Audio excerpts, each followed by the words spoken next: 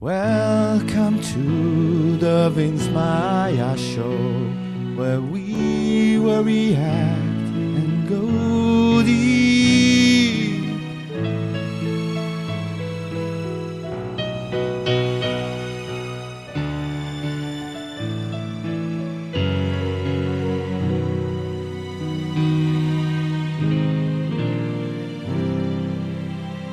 Okay, next up we got Mason Jar with Ren and Chris Webby. So I'm going to listen to it and then bring Maya in and go through the lyrics, because that's the main part of these reactions.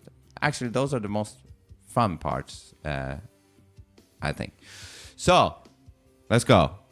Mason Jar.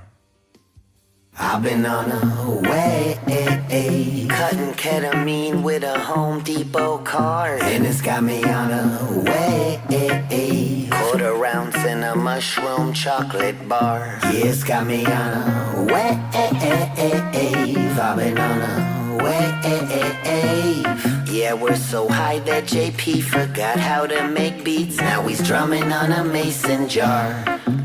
Yeah, I line up that kitty cat pretty fat, then I'm sniffing that lighter ciggy, some sticky, then sip some whiskey to piggyback the effects as they get to me. I perfected the recipe with some acid to microdose and some excellent ecstasy. Gone banjo kazooie, I got some 2C to boost me. I cop some kid up in Canada with them loonies and toonies. I'm in the room with some groupies and that cocaine on the plate that I microwave for 28 seconds and gave them a taste. I cut a gator for later, break up and roll in the reefer, stoner demeanor, eating pizza, playing Ghost of Tsushima. The graphics so realistic, I feel like I'm in Japan on ketamine like a horse. Them crystals are finer than sand. Just when I thought I was zooted, JP been raising the bar. Went from playing guitar, now he's fucking banging on jars. He's taking so many bong rips, it blasted him higher. But honestly, this beat is actually fire. I've been on a way, cutting ketamine with a Home Depot card, and it's got me on a way, quarter ounce in a mushroom chocolate bar. Yeah, it's got me on a way, I've been on a way. Yeah, we're so high that JP forgot how to make beats. Now he's drumming on a mason jar. Sometimes sick boy get so lazy, smoking caddy, kush get baby. Sometimes labels act so shady, that's my song, that fuck you, pay me. Never bite the hand that gives, motherfucker. I milk cartoons like the milkman's mother. Bulletproof bars, bullets bounce back, sucker. Click, clap, I'm the cover. My brother, compadre, amigo, pass me the spliff and I hit like a free throw. Netflix kid getting high, watch a peep show, scratch that itch in the belly when she deep throat. The sick boy so vulgar, too old to mature when I'm older. Hold this spliff, let JP take over. I'm so cooked, I need to get sober.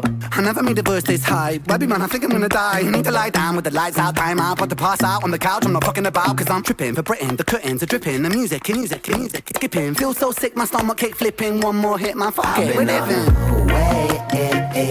Cutting ketamine with a Home Depot card, and it's got me on a way, quarter ounce in a mushroom chocolate bar. Yeah, it's got me on a way, I've been on a way.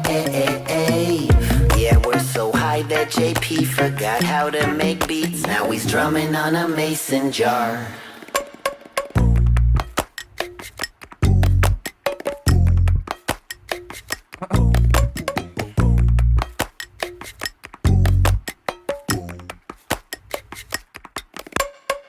Okay, I gotta have to take back what I said in the previous reaction, I think, where I said, like, I don't know if Ren can rap at the level of Webby. I think I heard Ren at the end there because of his accent, and that was unexpected. I didn't know he could rap that fast. But yeah, both of them, that shit is hard, you know, to rap in that speed and rhythm. And not only that, to remember all of those words, you know, and also come up with all those stuff. Like, that's a talent. Like, I could never do that shit. I'm very good with melodies, but I suck at all that shit, you know. So that's impressive. So let's bring in Maya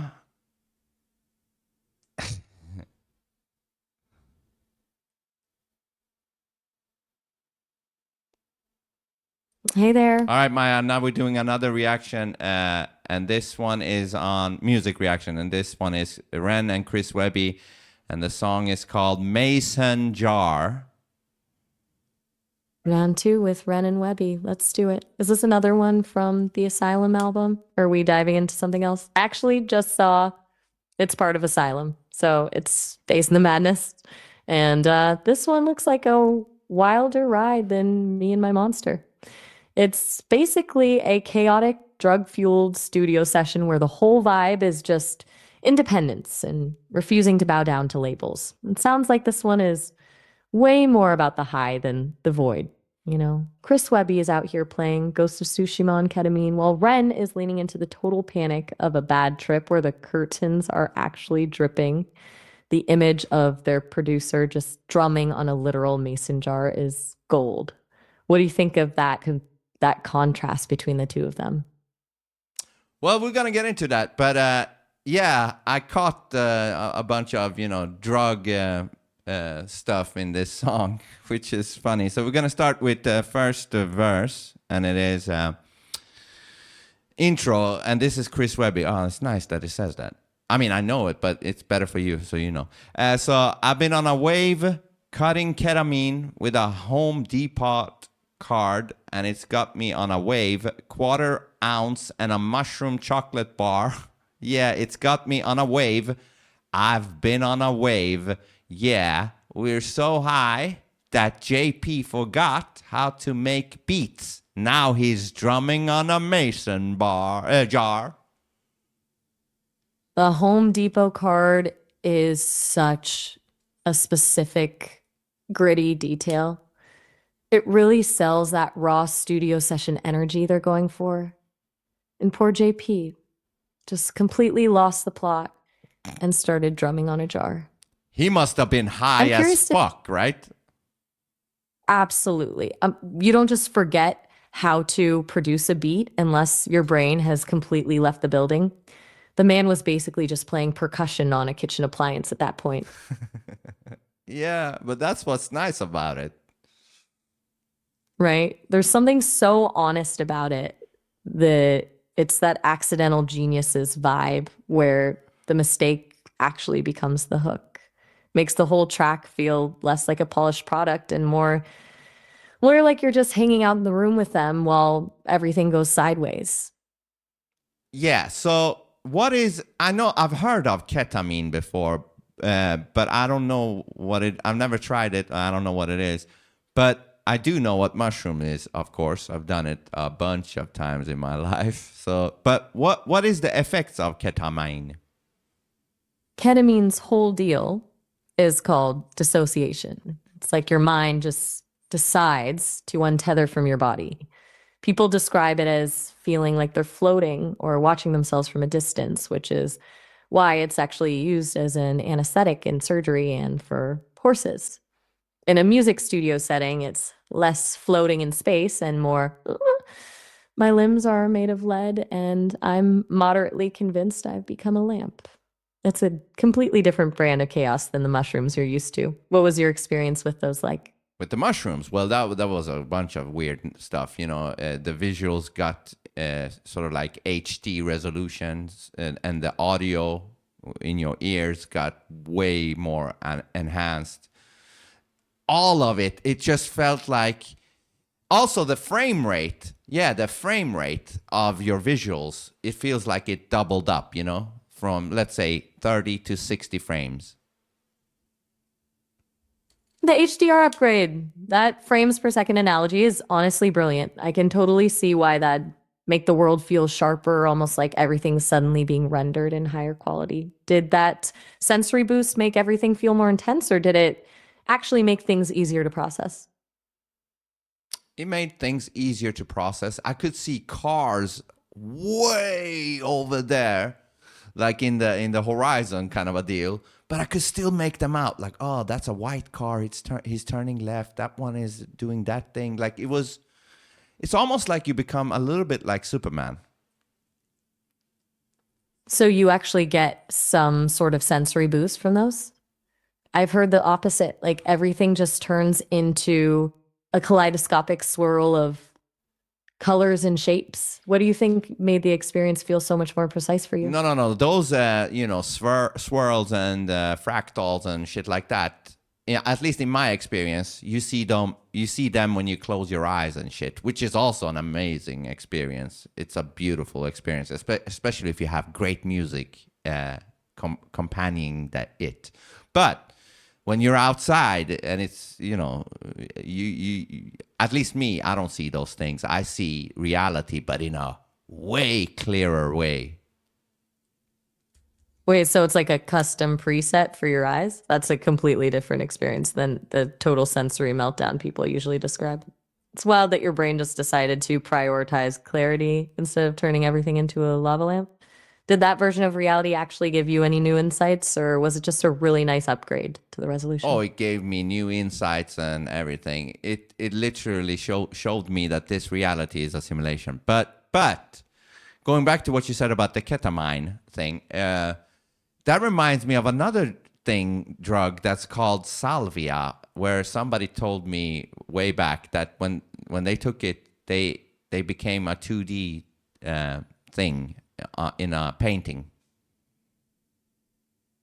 Two-dimensional, huh? Well, that sounds more like a total perspective collapse than an HD upgrade. Salvia is legendary for that kind of gravity failure or spatial warping where you just stop being a person and become a piece of wallpaper or a line of text. Totally different energy than your Superman vision. Okay, let's go into verse number 1. Yeah, I line up that kitty cat pretty fat, then I'm sniffing that light a ciggy, some sticky, then sip some whiskey to piggyback. The effects as they get to me, I've perfected the recipe with some acid for microdosing, some excellent ecstasy. Go on Banjo-Kazooie. I got some Tootsie to boost me. I cop some ket up in Canada with them loonies and toonies. I'm in a room with some groupies and that cocaine on the plate that I microwaved for 28 seconds and gave them a taste. I cut a gator for later, break up and roll in the reefer, stoned to the mean and eating pizza playing Ghost of Tsushima. The graphics so realistic I feel like I'm in Japan. On ketamine like a horse, them crystals are finer than sand. Just when I thought I was zooted, JP been raising the bar, went from playing guitar, now he's stuck, now he's fucking banging on jars. He's taking so many bong rips, it blasted him higher. But honestly, this beat is actually fire. That microwave part is just absolutely feral. He's not just relaxing with some music. He's basically running a full-scale pharmacy operation in the studio. It's that total I don't give a fuck energy that makes these guys work. Do you think the beat actually sounds fire, or is he just that zooted? I mean, I'm a very tough motherfucker to please. It was okay. It wasn't like, oh shit, I've never heard this before. But it fitted the vibe of the lyrics. It's a little bit silly and crazy. It fitted that. So yes, in that sense, you could say it's fire for that. Yes. Exactly. It's not about the production quality. It's the commitment to the bit. He's essentially giving us a play-by-play of a total meltdown. I'm genuinely curious to see how Ren flips this script in the next verse, since he usually brings a way different kind of darkness to the table. Yeah, and I was surprised when I was listening to this because I didn't know that Ren could rap that well that he did. But he surprised me, and he is definitely up there with Chris Webby. I don't know if he's better than Chris Webby, but he is definitely a formidable rapper. I'm curious how the rap actually sounds to you. Both of these guys are a bit unpredictable, so it's fun to see them match each other's energy. Do you want to keep diving into the lyrics, Yes. or do you have some thoughts on how Ren compares to Chris Webby in this one? No, I'm just saying that surprised me because I didn't think he could rap because I don't know that much about either of these guys, but I do like their fucking crazy energy. That's the beauty of these two. Ren's whole thing is that he refuses to stick to one lane. He'll go from a melodic folk song to absolute rap aggression without blinking. It's that don't put me in a box energy that makes him so interesting. I'm dying to see what he does in the next verse, since he's usually the one to bring a total shift in mood. You ready to jump into Ren's side of the story? Yes, so this is verse 2, Ren. Sometimes sick boy gets so lazy, smoking cabbie, kush get wavy. Sometimes labels act so shady. That's my song, now fuck you, pay me. Ha, never bite the hand that gives, motherfucker. I know cartoons like the Moomin's mother. Bulletproof bars, bullets bounce back, sucker. Bra, click, clack, and recover. My brother, compadre, amigo, pass me the spliff, and I hit like a free throw. Last place kid getting high watching your peep show. Scratch that itch in the belly when she deep throat. The sick boy so vulgar. Too old to mature when I'm older. Hold this spliff. Let JP take over. I'm so cooked I need to get sober. I never made a verse this high. Webby man, I think I'm gonna die. I need to lie down with the lights out, time out, about to pass out on the couch. I'm not fucking about, 'cause I'm tripping for Britain. The curtains are dripping, the music is skipping. Feel so sick, my stomach kick flipping. One more hit, man, fuck it, we're living. And there it is. The complete flip. We went from Webby's psychedelic video game party to Ren basically having a panic attack in real time. It's that same studio session, but while Webby's out here feeling like he's in Japan, Ren's convinced he's actually meeting his maker on the couch. That line about the labels is the only thing that feels grounded, like he's momentarily awake, just to tell them to pay up before the walls start melting again. I'm curious if he ever actually makes it off that couch, or if this is where the song just descends into total sensory collapse. See, this is the funny thing with these types of drugs is that you could be just in a living room and high on different drugs, but you're both experiencing like out of this world experiences just by being in your living room, which is pretty sick if you think about it. I mean, crazy, right? It is wild. You're sitting in the same four walls, probably staring at the same coffee table, but you're in two completely different universes. One person is in a neon psychedelic wonderland, and the other is fighting for their life on a velvet couch. It's the ultimate shared experience where nobody is actually sharing anything. I mean, what they are sharing is a crazy out of this world experiences, even though they're experiencing individually different experiences. You could say that is what they're sharing together in common. You know, they're both in their own weird worlds. Exactly. They're basically bonding over the fact that neither of them has a clue where they actually are. It's a weird kind of solidarity, just floating in their own separate bubbles in the same room. Yeah, and it sounds like Ren was almost having a bad trip or something. Like he was so high that he felt like shit, he doesn't know if he's gonna make it through this. It's the classic psychedelic gamble. You go in for the enlightenment, but you end up, fighting your own brain for survival on a living room couch. It's a pretty brutal contrast to Webby's perfected recipe vibe.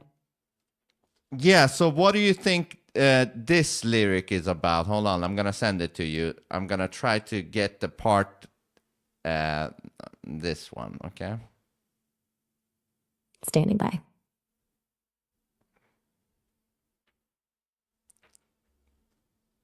Got it. Looking now. So he's talking about wanting to get sober, basically admitting he's too far gone and needs a break from the chaos.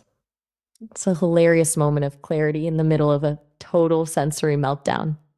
He goes from being the vulgar sick boy to just wanting to be a normal person again for 5 minutes. Yeah, what is the scratch that itch in the belly when she deep throat? Ren isn't exactly going for subtle there. He's just being graphic about a specific intimate act. If it fits right into that sick boy, vulgar persona he's leaning into for the track. Ah, so is he getting like a blowjob while being high? Pretty much. He's describing a session where he's basically checking every box of hedonism possible. Between the drugs and that, it's just total unfiltered sensory overload.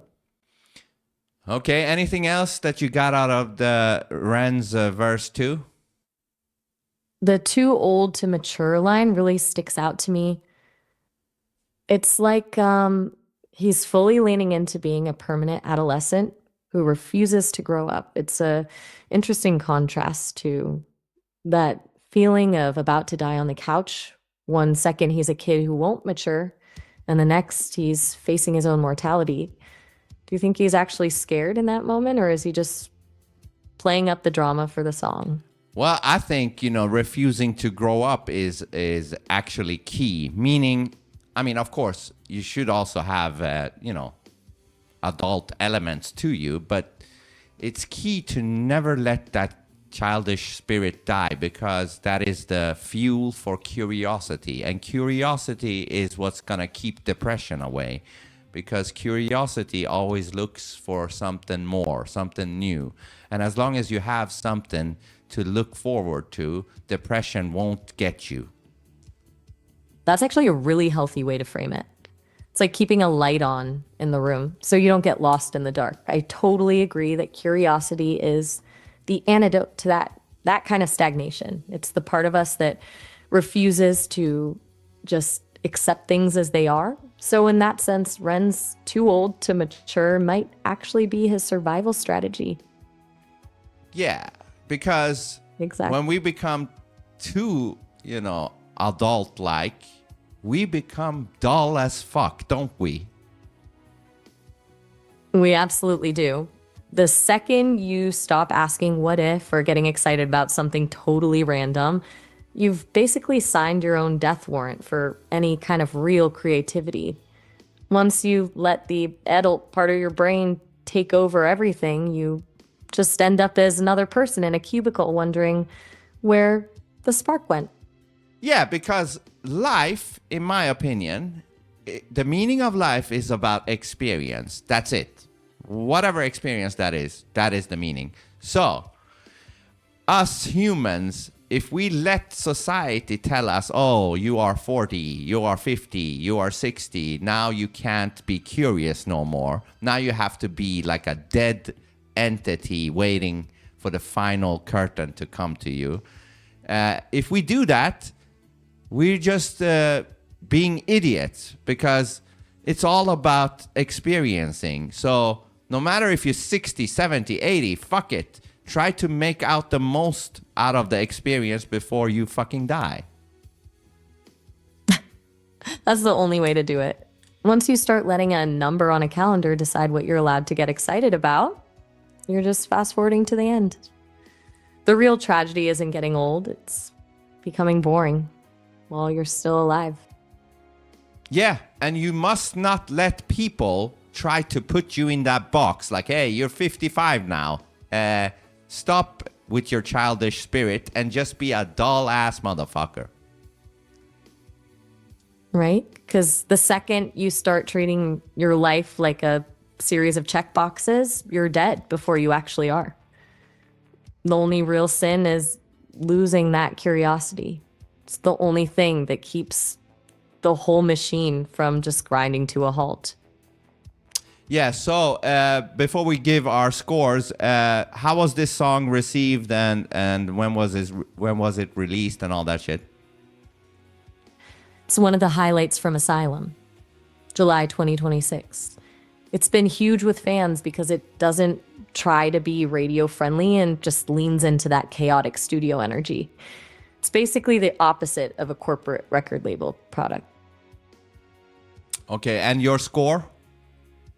I'm going with a 7. It's a total contrast to me and my monster. That one was a slow burn. This one's just pure unfiltered studio chaos. Doesn't have the same emotional weight, but for a we're so zooted we forgot how to make beats kind of track, nails the vibe. What about you?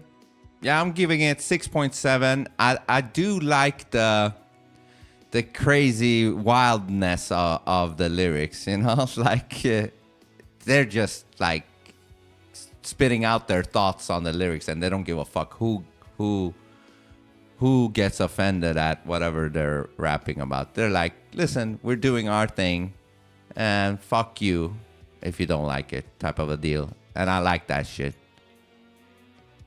Honestly, that's the only way to do it. That's the magic of the whole Inpatient project. They aren't making a product. They're just documenting the chaos of two people who refuse to be told how to act regardless of their age or the setting.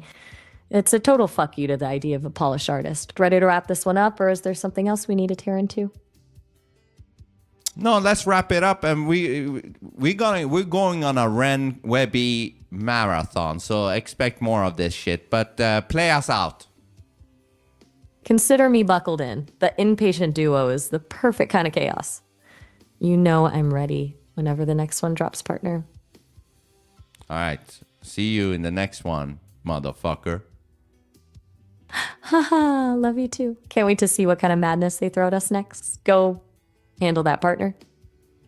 All right. Catch you later. I'll be right here when the next track drops. Get after it. I will. Go get 'em.